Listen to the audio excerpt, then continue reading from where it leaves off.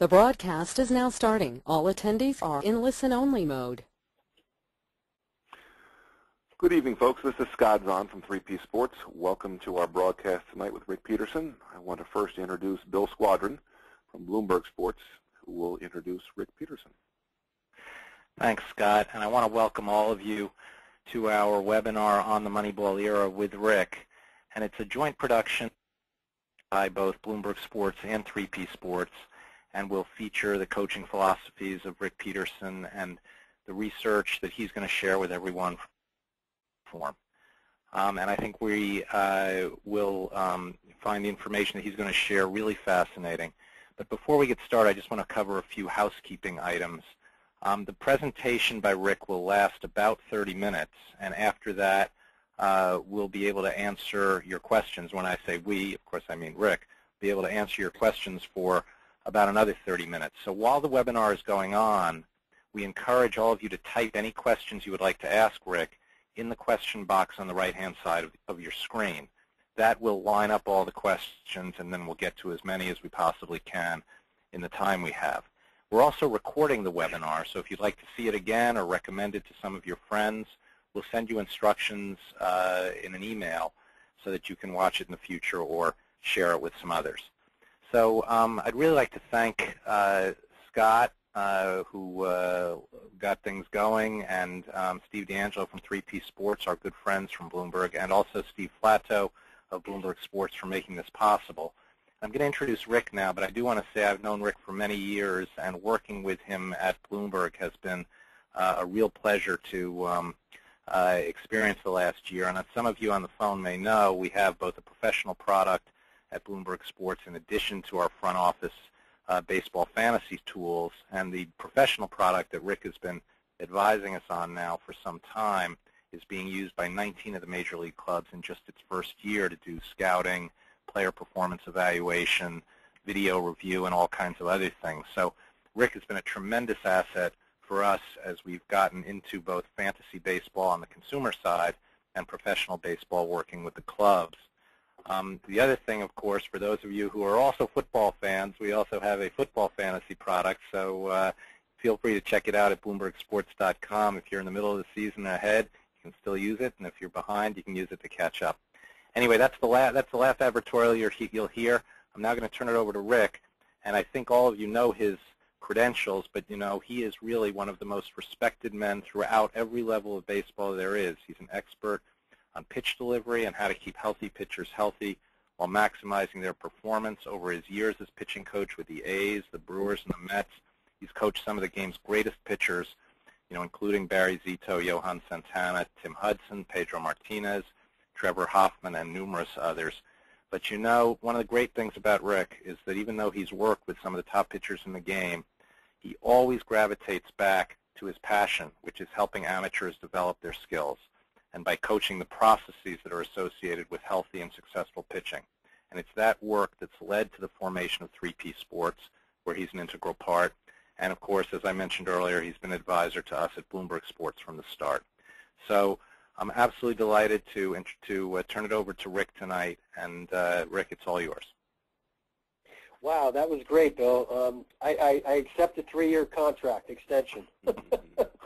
Anyway, so, I want to welcome everybody, and for all those who have been watching the postseason, I mean, this has been really a tribute to our game of baseball. It's been unbelievable. But what I want to get into tonight really is really the sabermetrics behind Moneyball, and explain what this whole Moneyball phenomenon has been in the past, where it is today, and show you some of the sabermetrics, what's behind the whole Moneyball pitching philosophy.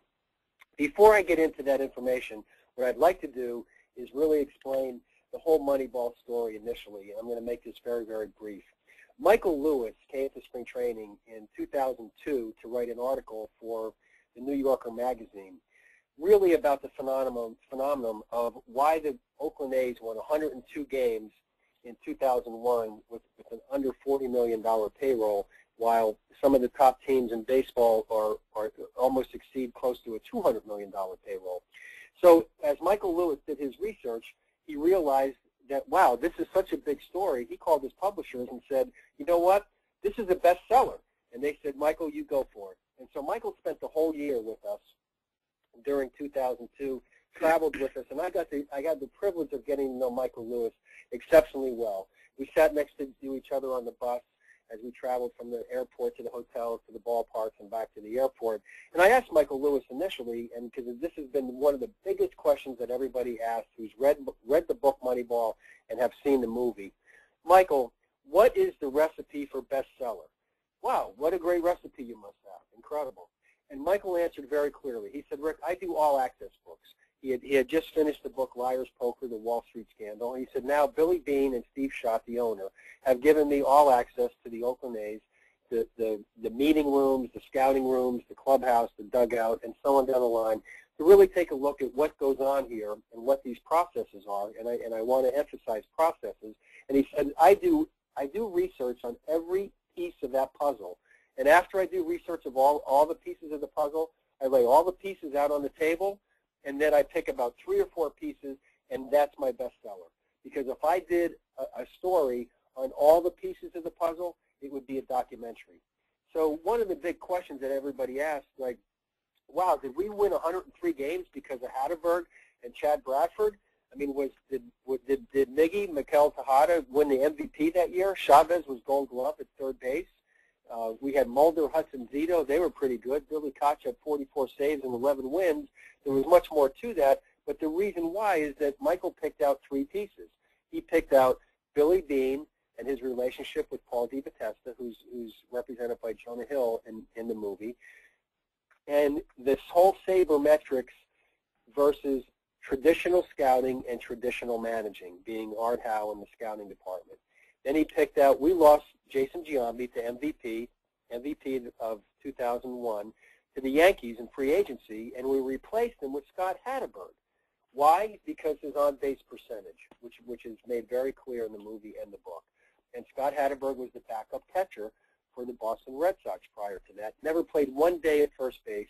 And then an undervalued Chad Bradford, an underarmed submarine pitcher who couldn't make the team for the Chicago White Sox, and came over to us because he had a 5-to-1 ground ball fly ball ratio, never gave up homers, and became one of the most premier right-handed pitchers in the 7th and 8th inning, facing Juan Gonzalez, MVP, facing Edgar Martinez, facing A-Rod when he was in Texas, Alex Rodriguez. I mean, he faced the best right-hand hitters, Manny Ramirez in Boston, and did a phenomenal job for us. So that's really kind of the background. One other side note on this, in 2009, I set out that year after leading the Mets, and Steven Soderbergh, Billy Beane called me and said, Rick, they're doing a movie on Moneyball, and Brad Pitt's playing yours truly, Billy Beane. And Steven Soderbergh, the director, is going to be the director of the movie, and he'd like to talk to you. And so I gave him your number. The next day, Steven Soderbergh called and said, Rick, I'm doing the movie Moneyball. I'm a baseball fanatic first and a movie director second, and I'd like to offer you the opportunity to be the technical director of Moneyball. I said, you're kidding me. I said, Steven, I'm in. I don't know what a technical director does, but I'm doing it. And so I developed a relationship with Steven, and he also said by the end of the conversation, would you like to play yourself in the movie? And I said to Steven, geez, I play myself in my own movie every day. I might as well play it in yours. And so I actually was designed at that point through Steven's project to play myself in the movie. Art Howe was going to play himself. He had about 30 of us playing ourselves in the movie. Scott Hatterberg was going to play himself. And then the day before we started to film the movie, Sony was unhappy with the way Steven rewrote the script. And from that point on, they let Steven Soderbergh go, and it no longer was going to be a baseball movie, and turned out to be the movie it is today, which is a phenomenal movie, but I will tell you that it is a Hollywood version. So that's the background of the movie Moneyball and how it all evolved. So now let's get into the analytics and some of the sabermetrics of what the pitching Moneyball system truly is. Next, Scott. So this program, pitching system, is based on research and development and sabermetrics. And it's one of my favorite quotes, in God we trust, all others must have data. So based on that, it was based on the biomechanical analysis from Dr. Andrews' lab, ASMI, and it was also based on on some of the sabermetrics of looking at counts, looking at swing patterns, looking at evaluating defensive players and the range that they have, and putting evaluations on that. Looking at on-base percentage. I mean, when you look back in the history of the game, does anybody even talk about what Babe Ruth's OPS was, or what Cy Young's WHIP was? No one even knew anything about any of that. And because of Bill James, and looking at traditional statistics, and then looking at different ways to combine these traditional stats and turning them into processes. So everything about our pitching program, when Billy brought me over to be the pitching coach of Oakland, was all about research and development. It wasn't just my opinion. It was based on research. Next. The bottom line for developing pitching was based on the biomechanical analysis. And when I say that, it's in 1989, I was a AA pitching coach when Dr. Andrews opened up the ASMI, American Sports Medicine Institute, to study the biomechanical analysis of the pitching delivery, number one, to optimize performance, and number two, to reduce the risk of injury. Dr. Andrews had just done surgery on Roger Clemens' shoulder and asked the question, why are all these guys getting hurt? And is there something that we can do to maybe reduce the risk of injury and keep these guys healthy? So here's a picture of Tim Hudson, as you can see. So some of the measurements, for example, as the front foot, his left foot, just touches down, makes foot contact with the ground. So we measure, for example, stride length, the bend of the knee at foot contact. So you can see the angle of the bend of the knee. For Timmy right there, that's probably about 130 degrees, 125 degrees. You look at the angle of the foot at foot contact as it relates to the target. The angle of the foot as it turns in, it's pointing towards us a little bit.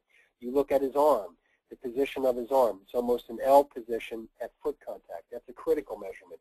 So in the lab, we had 42 measurements. And if you had flawed measurements in your delivery that were out of the normative range, so for example, if you take a look at where Tim's arm is right now, and if you took the ball and put it about even with his elbow, that would mean that he's late. Timmy happens to be totally on time. So if his hand was facing straight down, the palm was facing straight down, and the ball was facing towards towards the ground, he would be late, therefore putting tremendous amount of stress on his elbow and shoulder. So the whole biomechanical analysis was a paradigm where we were flying Tim Hudson, for example, Barry Zito to the lab, and looking at their deliveries and making sure there were no flaws proactively as they were pitching at their top level. When I came over to the Mets, we not only used biomechanical analysis from ASMI Lab, but we also used analysis from past history from another lab. Next. So here you can see, I went into this lab, Dr. Frankenstein's lab, and this was all about preparing Oliver Perez, because he was a little bit outside of the box, preparing Oliver Perez for Game 7 of the second round of the National League Championship Series against the Cardinals, who he was going to start Game 7 for us after getting him in a trade where he was 3-13 for the Pirates pitching in the minor leagues. Next. So you can see after we got the right formula, and I'm there with Omar. Omar and I wanted to see what was happening in this process. And so we were taking Oliver to the lab, making sure the measurements were right, the formula was right. Next. And after we finished the analysis, lo and behold, Oliver Perez now was ready for Game 6. And fortunately, he spun up a quality start, gave us 6 innings and 1 run. We haven't used this lab other than this particular time. We've typically used Dr. Andrews' lab, but there's nothing outside of the box that we won't go to optimize performance. Next. So when you look at the Moneyball paradigm, and this is what's really interesting. In the last 10 years in Major League Baseball, just over $1.2 billion have been spent on pitching salaries. $1.2 billion. Close to over 330 million of it have been spent on pitchers on a disabled list. So what this whole program is about is keeping pitchers healthy. Let's take a look at Moneyball from a different perspective. In 2002, we won 103 games that year with just under a $40 million payroll. What does that mean for how you optimize performance from your payroll? What that literally means is that we were spending close to $400,000 per win. Yeah. If you take a look at, for example, the Yankees is close to a $200 million payroll. The Yankees are paying close to $2 million, per win, which is a whole different situation from where we were. There's a little bit of background noise if we can put that phone on mute. She was in surgery, and it was like okay, maybe we missed it. Okay, next. Stop. Okay, master the game plan. So let's take a look at counts here. These numbers, when you look at master the game plan, here's every count, here's every batting average, and here's every slugging percentage. So when you hear the announcers, the analysts talk about a game, and they'll say, strike one, strike one, strike one is the most important count. Strike one is a very, very important count. But take a look at the batting average at the 0-0 count. It's 341. That's Major League average over the last decade, the last 10 years, 341. If you get strike one, and now the count is 0-1, the batting average drops to 316 on that count. If you take a look at, for example, the 1-0 count, if you fall behind, the 1-0 count batting average is less than it was before you even started. So when we looked at batting averages, we wanted to make sure that we took a look at each individual hitter, for example. We would take a look at their batting average on all these counts. We took a look at swing percentages. For example, at the 0-0 count, the Major League average is that 27% of Major League hitters will swing at the 0-0 count. If you get to the 0-1 count, close to 50% of the hitters will swing at the 0-1 count. Over 50% swing at the 0-2 count. If you get to a 3-2 count, the count is full. The swing ratio in the big leagues is 74%. You saw last night, Albert Pujols swung at a 3-2 count in the ninth inning of a pitch just off the plate. And Albert Pujols will take a walk. So let's take a look at a profile, for example, of the premier hitters in the game. Albert Pujols at the 0-0 count will put about 7% of his total at-bats in play on the first pitch. Major League average is 12. Albert Pujols hits .417 at the 0-0 count. When he swings at the first pitch, he hits over 400 with a slugging percentage of over 900. The average amount of walks based on balls per plate appearances is close to 7% in the big leagues. Albert Pujols walks 17%. He over doubles that. The average amount of strikeouts per plate appearance in the big leagues is close to 18%. Albert Pujols only strikes out 9% of his total at bats. So in 700 at bats, Albert Pujols is striking out about 64 times and walking 115 times. That's why Tony La Russa will let Albert Pujols put a hit and run on. He very seldom swings and misses, and allow the runner to run like he did late in the game. It didn't work out last night, but that's why he does that. Next. So when you look at Major League averages let's really focus on all two strike counts. 0-2, 1-2, 2-2, 3-2. Batting average on all those counts is under 200. Under 200 in every one of those counts with the exception of 3-2 at 227. Now these are Major League averages over a composite of over 10 years, which is phenomenal. Next. One of the major critical factors when you look at pitching, and you hear the analyst in the course of the World Series right now in the postseason constantly talk about pitchers got to be down in the strike zone. You have to be down in the strike zone. The batting average at the bottom of the strike zone is 220. That's Major League average over 10 years. We go as far as we train our pitchers that we actually, right over home plate, we'll put rubber band strings, fluorescent rubber band strings across the bottom of the strike zone so the pitcher in his bullpens will get biofeedback to realize that this is either at the bottom of the strike zone or it's not. And you'll get that visual feedback back immediately to help them focus in their bullpens, to train them to really focus down in the strike zone. Next. So now at the bottom of the strike zone, the other big factor in quality pitching is ground ball fly ball ratio. The ground ball fly ball ratio at the bottom of the strike zone is 2.35. 2.35. That's over 2 to 1. So when you talk about Chad Bradford in Moneyball, his ground ball fly ball ratio was 5 to 1. So for every 5 balls put in play, one was a fly ball, 5 of them were grounders. So he's a ground ball machine. Next, the keys to quality pitching in the big leagues, to having run prevention, number 2 factors is number 1, ground ball fly ball ratio, and number 2, swings and misses. And you constantly hear the analysts talk about swings and misses and ground balls.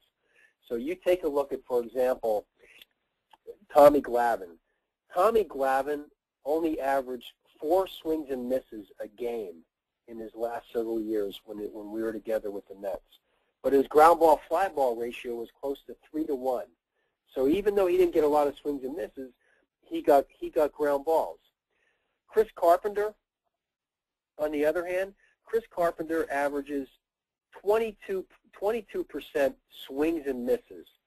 That's been his average over the last few years. 22% swings and misses. Now that means of all the total swings against Chris Carpenter, 1 out of every 5, just over 1 out of every 5 is a swing and miss. Plus Chris Carpenter has a very high rate of a ground ball fly ball ratio. He's about 1.5 to 1. So he's a perfect package. That's why he's a premier pitcher. He gets swings and misses, and he gets ground balls. Next. Now I'm going to share with you the pitching efficiency rating. And what we've done is now this is a way to evaluate pitchers based on process. And when I say process, we're talking about process, process, process.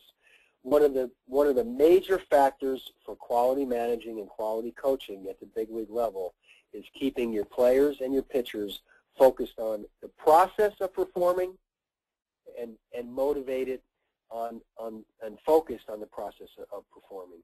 So you're motivated and you're focused on the process of performing. So we've developed an efficiency rating that will allow you to evaluate your pitchers based on process, not based on outcome, not based on ERA or WHIP for that matter, but based on process. So we break it down into 3 basic categories: an early count, an ahead count, and a behind the count. Next. So an early count at bat is one of the first 4 counts: 0-0, 1-0, 0-1, and 1-1. So you saw the batting averages when we took a look at the counts. First pitch batting average 341, 0-1, 338, so on down the line, or 0-1, 316, 1-0, 338. The composite of all this, is what composites an early count at bat. So after this hitter finishes hitting, it's either an early count at bat or an ahead column, which means that 2 of the first 3 pitches were strikes. You have an 0-2 count or a 1-2 count, and it stays in that column regardless. Or you have 2 of the first 3 pitches are balls. You get to a 2-0 count or a 2-1 count. And it's absolutely critical to understand that a 2-2 count can come from 2 different columns. It could come from an ahead column or it can come from a behind column. We're behind again, batting way up. So when you look at an early column at bat, you're looking at a 0-0, 1-0, 0-1, 1-1 count. The average batting average in an early count at bat, and this is a batting average, not an on-base percentage, an early count batting average is 325 or above. It'll range from 320 to 325. And next, then you get to an ahead column at bat. That means that the count started 0-2, 1-2. The average on-base percentage, now this is an on-base percentage because you can have an 0-2, 1-2 walk when you start to count 0-2 or 1-2 and run it to 3-2 and actually put the hitter on base by a walk. The average on-base percentage is 220. So you take a look at, for example, a Chris Carpenter. A Chris Carpenter, who you just saw pitch in the playoffs or the World Series the other night, last night, 0-2-1-2. His average over the course of the season, when he gets to that count, is somewhere around 170 because he gets swings and misses. He can put that hitter away. Okay, next. A behind column 2-0-2-1 on-base percentage in the big leagues is over 480. Over 480. And it has ranged from 460 to 480 over the last 10 years. So every hitter that's standing at home plate that starts to count 2-0 or 2-1, his on-base percentage now gets close to 480, plus or minus. That's absolutely phenomenal.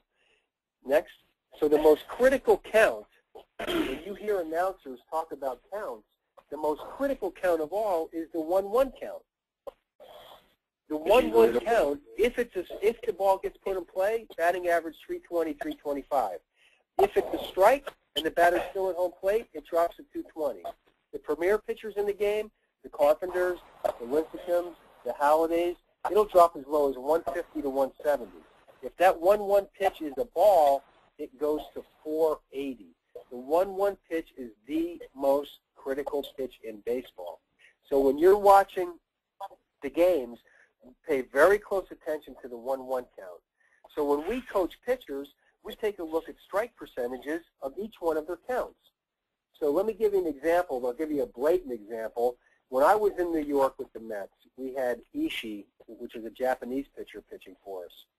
And Ishii, his strike ratio with his fastball was 62%. That's major league average. His strike ratio with his changeup was 61%, close to major league average. The strike ratio with his curveball was about 42%. And with Ishii, because he didn't speak English, we had to go through an interpreter. We had to put on literally a laminated card. 0-1, 0-2, 1-2 only counts curveball. Only counts curveball. Every other count we put on a laminated card, fastball changeup. Because when Ishii fell behind 2-0 or 2-1, his on-base percentage against him was over 520. Over half the guys got on base. And so Ishii would go out and start the game, second hitter, 1-1 curveball. And I'd look at the interpreter saying, Jesus, does he understand what the heck we're talking about? And he would come in after the inning, and we'd go down the runway, I'd get out the laminated card, and I'd say to him, look, will you explain this to him again? 0-1, 0-2, 1-2 curveball. Those are the only counts curveball. No 1-1 curveball. That's a fastball changeup. And so this went on for about 4 starts, and finally, after we're having a meeting with Willie Randolph and Omar Minaya talking about why he put so many guys on base without swinging, walking guys, I said to both Omar and Willie, we need to make the interpreter part of this process. He needs to be a motivating factor here. Because I don't know what the interpreter's saying to Ishii, because I'm talking to the interpreter, and the interpreter's talking to Ishii. I don't know what the heck they're saying, but there's something's missing here. So finally, and the interpreter would be in the dugout during the game, off to the side. So finally, in about the 5th start, Ishii goes out there and throws a 1-1 curveball again. And I turn and look at the interpreter, and I said, "Hey, let me tell you something. The next 1-1 curveball he throws, I'm kicking your rear end." And that was when it stopped. He finally got the message, and it was like, "Okay, Ishii, no curveball, no curveball." So it's very critical. When you take a look at pitchers who get ahead of the count 0-2, 1-2, and their on-base percentage is high, that means they don't have a swing and miss pitch. They can't get a swing and miss. Okay, next.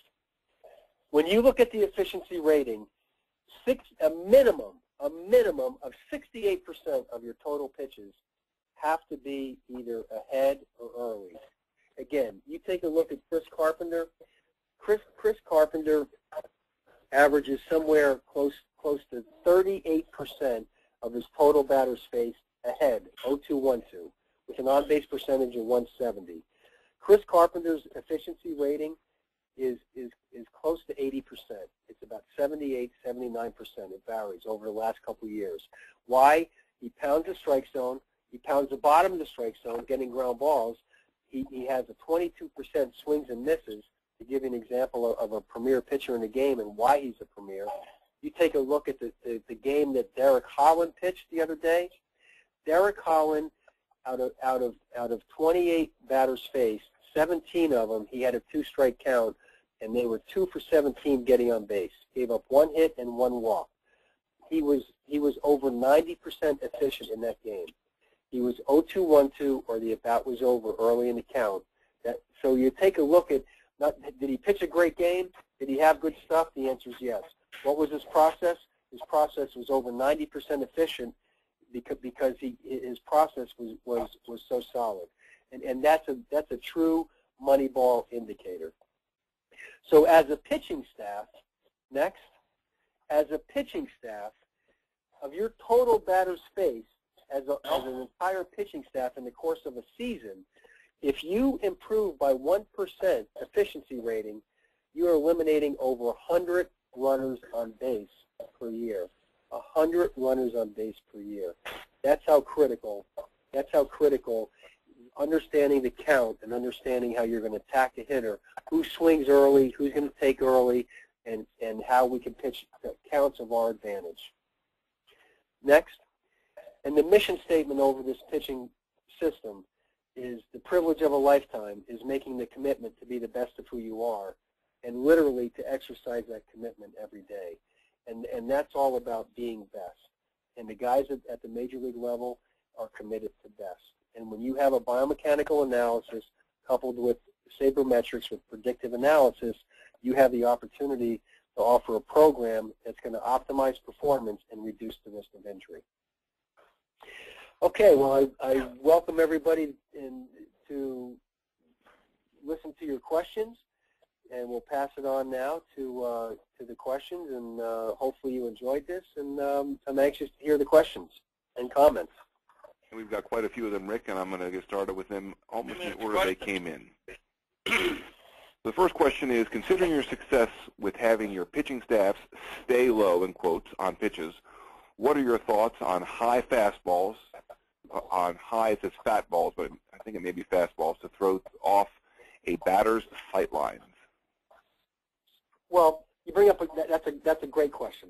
Number one, to get ahead of the count, you have to pound the bottom of the strike zone. After you get ahead of the count, 0-2-1-2, and now you're in the head column at bat, now you want to expand the strike zone. There's 3 ways that you can attack a hitter.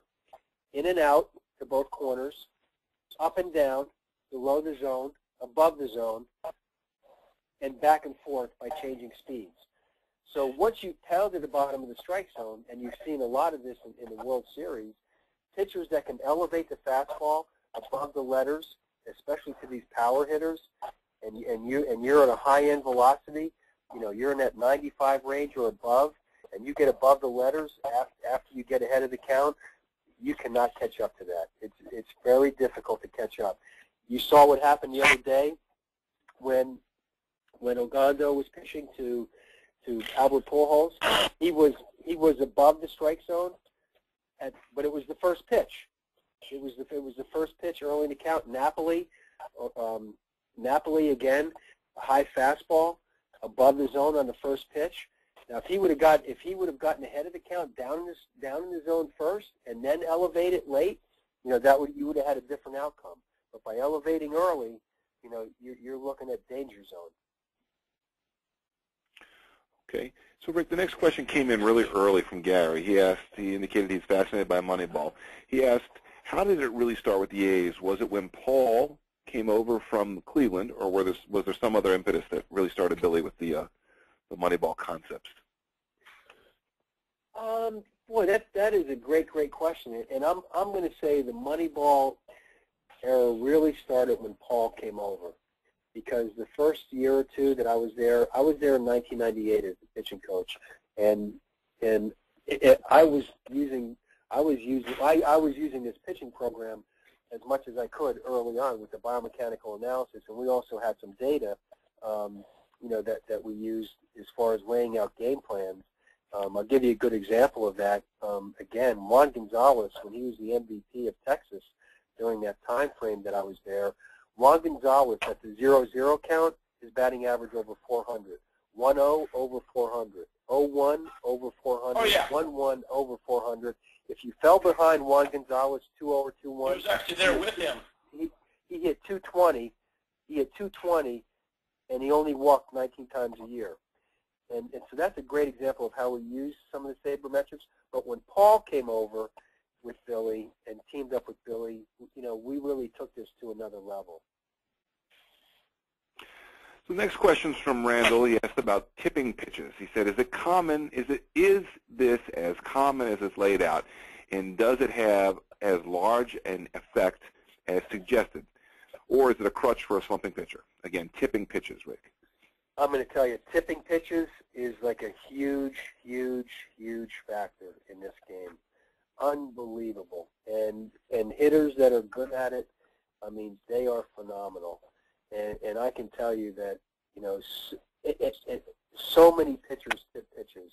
In 2001, when we played the Yankees, Jason Isringhausen was our closer. And up until that time, or during the season when we played the Yankees, Izzy struggled a little bit against the Yankees. And I got to tell you, it was very puzzling as a pitching coach because certain pitches that they were hitting, I shook my head and say, how are they hitting these pitches? I'm looking at all the videotape. I'm looking at all the data. They normally don't hit these pitches. They're normally not on these. And I kind of scratched my head. So as I prepared for the playoffs, we didn't have sophisticated video at the time, and I went back and looked at every single pitch that our pitchers, pitched against the Yankees that year. And because it wasn't all cut and sliced and edited the way it would be very simple to look at it very quickly, I had to really push fast forward and rewind, going back and forth. So in the TV feed, which is what you watch, in the TV feed, Izzy's pitching against the Yankees, and I didn't fast forward quick enough and didn't, because I was doing it manually. And the TV feed shows Derek Jeter's face on the screen. The whole screen of the TV, Derek Jeter's face is on the screen, and he's leaning over with his chin on his hand, and he's squinting, kind of looking at Izzy. And Izzy at the time was taking the sign from the catcher. Right after Izzy, now the camera goes to, right before the camera goes to Izzy, Derek Jeter leans back, and you could read his lips very clearly. He went fastball. And I went, holy cow, what does he have? And then the camera went right to Izzy, and they showed Izzy. Izzy had just put the ball in his glove and was starting to come set. So I said, geez, from that point, from the time Izzy got the sign to the point where I stopped the camera, to the point where Izzy was coming down to about the belt to get set, he is tipping something at that time. So based on that, I didn't know what it was, but we changed Izzy's entire setup. And if you take a look at Izzy, if you saw Izzy recently, this year, he still has the same setup that we changed coming into the playoffs, where he would take the sign with his glove literally on his belt where he comes set, and after he gets the sign, he would just slide his hand into his glove, and so there was no movement. He didn't go up and down at all. He just slid the hand into the glove. So we go in to play the playoffs. Izzy comes into the game, and I'm looking in their dugout because Izzy pitched in the stretch even when no one was on base. And I'm looking in the dugout as Izzy's starting his first couple pitches, and everybody in the Yankee dugout shaking their head going, gosh, almost like, gosh, start it. He's not tipping anything now. And it's like, okay, now we're on an even keel. But you would be shocked at how great the hitters in the big leagues are at getting the most subtlest little movement, whether it's a tip of the glove, the angle of the glove. I mean, even as far as we've had pitchers tip pitches because their tongue comes out of their mouth on the breaking ball, or it stays in their mouth on the fastball. I mean, so the most subtlest movement of a pitcher a guy can tip a pitch, and sometimes you're the last person to know, but it can be a huge factor, and it's definitely real, without question. Great. So, Rick, we have another question that's going to hark back to the history books. What are the metrics of some of the all-time great Ruth and Koufax specialists? All-time greats, Ruth and Koufax especially. Koufax needed Dr. Andrews. Thank you, Jeff. Boy, say the question one more time, Scott. This viewer asked, what were some of the metrics of some of the all-time greats, Ruth and Koufax specifically? Any sense of what their biomechanical perspectives? No, there isn't, because let me explain this again. Unless you get proper angles, which are right angles, when I say right angles, 90-degree angles and straight-on angles, and you have it calibrated, you're only really looking at film. I mean, that's the only thing that you can really look at. And you know what? I haven't gone back. There wasn't really a need to. It'd be a great project. I mean, if I had some maybe big project in the media, I would possibly, maybe go back and take a look at it and start to maybe draw some measurements if you could. And I don't know if you're talking about Babe Ruth as a hitter or Babe Ruth as a pitcher, because Babe Ruth, when people ask the question, who's the greatest player of all time, in my opinion, it was not even a debate, Babe Ruth. And the reason why, Babe Ruth holds Major League World Series pitching records that hold up today. World Series pitching records that hold up today. And then went on to be the slugger, that he was. But there isn't any metrics of that. But what we did do in the first couple years of ASMI Lab, when I was there with Dr. Andrews and Dr. Fleisig, we did go back and look at film of, we went back about 10 years. We looked at Bob Gibson, Tom Seaver, Nolan Ryan, Steve Carlton, Don Sutton, just to name a few, and looked at the deliveries and asked the question, is there something that they all do in their delivery to, number one, stay healthy because they stayed healthy and they had longevity, and number two, had great performance, that maybe we could build a system around. And that was the paradigm of how we built the system. Okay, so the next question comes from Matt. Can you talk to us about how to get pitchers to, quote, miss the strike zone as well as to hit it? Especially with two strikes, Rick, especially when there's two strikes out there. Well, Matt, the real issue is that when you have your bullpens, pitching is a target-hitting skill. It's the ability to hit the glove. And you can see very clearly when that score was 16-7 in the World Series that pitchers were missing the glove consistently. And when they miss the glove consistently, the hitters don't miss the baseball. So it's a target-hitting skill. So it's all about having a program and a system, and our system was really built around drills to train pitchers the ability to hit the target, and while they're hitting the target, train phases of the delivery. And that's really what 3P Sports is about. If you get on 3psports.com, it'll show you the whole system at the amateur level, which is the same program that the major league pitchers had or have had over the years, to have a program that we practice target hitting skills.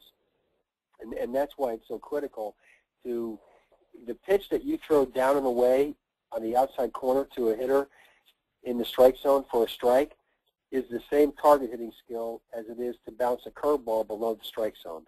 And you have to practice that in the bullpen. And you practice it through drills, through phases of the delivery, and then you put it all together in your whole delivery and still practice the focus of a target hitting skill. Okie doke. Just reading through the questions here.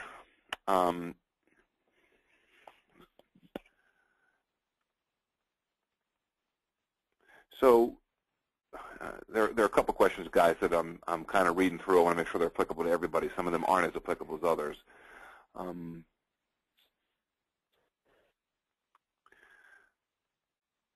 Okay, so let's try this one. So how much, this one comes from Bob. It says, how much of a Moneyball factor are home ballpark productions over an 82-game season for an MLB team, i.e. Adrian Beltre in Seattle versus Adrian Beltre in Texas? Any sense in that, Rick? Well, what you take a look at when you take a look at a hitter profile is, number one, the trajectory of how far they hit the baseball to the alleys. So, for example, I think you saw in the World Series, let me give you an example. You saw in the World Series when the Cardinals were playing home, I believe it was in the second game, Albert Pujols, even though he started 0 for 6, he crushed that ball to right center. But it was like, whatever the temperature was, 45 degrees, cold weather, cold bat, cold baseball, everything involved, and the ball is caught at the warning track right in front of the fence. That ball hit in Texas ballpark is a home run. One of the things that Bloomberg has on their fantasy, Bloomberg Sports, on their fantasy product, as well as their pro product, is a projection of take an offensive player and take a look at each one of their bats. Let's say home runs, for example. Take a look at all their homers, and then you project them in different ballparks. So you could basically, and this is what the GMs are doing today. The Theo Epsteins, the Ben Sherringtons, the guys that are in the news today, the Moneyball GMs, they're taking a player like a Beltre. Let's say they're going to acquire him in free agency, and they'll take him and say, put him in your ballpark, in your home ballpark for 82 games, and take a look at what he's done over the last maybe 3 years. I don't know if they'll go back 5 years, but they'll go back probably at least 3 years, and project out how many home runs would he have hit in our ballpark. And that's how you acquire players. And the same thing with pitchers. So, for example, my last 2010, I was in Milwaukee, and Randy Wolf came over to Milwaukee, and the big question was, why is he struggling? Well, we have a fly ball pitcher in a dominant fly ball offensive ballpark, and Randy Wolf's numbers with the Dodgers in San Diego were so good, but he's in a pitcher-friendly ballpark, and he's a fly ball pitcher. He gets moderate swings and misses, and he's a dominant fly ball pitcher. So when you take a look at that combination, he's going to give up a lot more runs in Milwaukee because the ball flies out of there. Okay, so we have a question here that we hear one of these all the time. We'll put it up for this group. So I lost the question. So what are your thoughts on, and this is not the question because I can't find it this second, what are your thoughts, Rick, on wasted pitches? Well, I'm not sure what you mean by a wasted pitch, but my guess would be a wasted pitch would be a pitch that you expand the strike zone. But when you expand the strike zone, it's critical that a pitcher expands the strike zone just far enough out of the strike zone that when the ball is approaching home plate, the terminology that we use in Major League Baseball is that it's a strike out of your hand, meaning that it appears to be a strike to the hitter until it gets to the strike zone, and then it goes out of the strike zone. If you throw a pitch that's, let's say an 0-2 pitch that's like 12 inches off the plate, slider 12 inches off the plate, that's a wasted pitch because the hitter's not going to swing.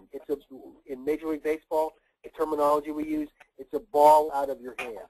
As soon as the ball came out of your hand, the hitter looked at it and said, ball, that's a ball. So a pitch that's a productive pitch that's out of the strike zone is a strike out of your hand and then goes out of the strike zone as it approaches home plate. Okay, so I found my question I wanted to ask. We get this, folks in the audience, we get this question almost every time we do one of these presentations. Rick, you can probably predict it. What is the appropriate age to learn and practice throwing the curveball? From Lester. The appropriate age is when you have a flawless delivery, and you've gone through a conditioning program extensively so that your body can handle the stresses of pitching at high intensity for big volumes. So throwing a pitch properly at 12 years, a breaking ball properly at 12 years old, if you have a flawless delivery and if you have been conditioned for at least a solid year, is fine. What we've realized through 3P Sports is the fact that every and also ASMI, every analysis that we've done on a pitcher that's I'll say 14 years and younger has major flaws. We've yet to see a flawless delivery. So I hope I answered your question. So throwing a curveball is not detrimental. And let me also say this. They haven't done studies on this because they just haven't done them. It probably wouldn't be a fair study. That pitchers that are under the age of 16 that that drive on the highway or parkway probably are at a major risk of having an accident because you're not ready to drive. You know? And there's nothing worse than talking to an audience when you tell a joke and you can't hear any laughter. So anyway, so Scott, thank you for the house feed. So throwing a Moneyball before you're ready to be able to do that is detrimental. And what we found is that it is detrimental, you know, at those ages because you just don't have mature athletes that are able to handle that. Okay. Questions are still coming in, Rick. I got a couple here I'm trying to pick from for our last few minutes. So the one I want to give you first is, how would you get a pitcher to buy into your philosophy who is typically stubborn and set in his ways? And this is from John. Well, John, you bring up a great question. Number one, I'm not a salesman, John. So we're not selling anything. And the same question when I went to Milwaukee, my first year there, or my only year there in 2010, and we met with the general manager and the assistant GM, and the fact that they had a lab that we could do extensive biomechanical analysis like you saw here with Tim Hudson in the presentation. And I said, listen, let's bring the lab to spring training, and we'll get biomechanical analysis of every one of our big leaguers, and we'll do it across the board to the minor leagues. And the question that they asked me is the same question that you're asking me right now. Rick, how are you going to get all these guys to buy into this? We're not selling it. We are not selling it. We'll do a presentation to show them the value of this, and then we'll couple this with when we leave in the morning to go do all the biomechanical analysis and come back in the afternoon after our workouts are over, we'll bring them into the kitchen and we'll have lobster tails, fillets, shrimp cocktail, salads, and desserts, and we'll say, if anybody's hungry, go ahead and eat. We're not selling it. So we've never had an issue with this, ever, across the board, because of the fact that when you look at best practices, and it goes over the mission statement about what this pitching program is about, the privilege of a lifetime is to be the best of who you are and to exercise that privilege every day. If you want to be best, these are best practices. And this is not my philosophy. This is not my research. This is Dr. Andrews' research. And almost every pitcher, the highest percentage of all these pitchers that have arm problems, if they go for a second opinion, Dr. Andrews is probably one of those opinions. And Barry Zito, let me also say this. Barry Zito said it best. When he went for his analysis, he said, Rick, this is prehab, not rehab. So true. So true. All right, so the next question is from Troy, who I've chatted with in the past. He said, what is a good rate for ground ball, fly ball ratios for high school and college pitchers? Also, what is a good swing and miss ratio for the same age groups? I would say it's the same. I mean, if you're looking at you know, quality pitching, swing and miss ratios are the average in Major League Baseball is. Let me look at this real quickly. I'll tell you. The average swings and misses are roughly about 18-19%. About a little bit less than 1 out of every 4. That's average.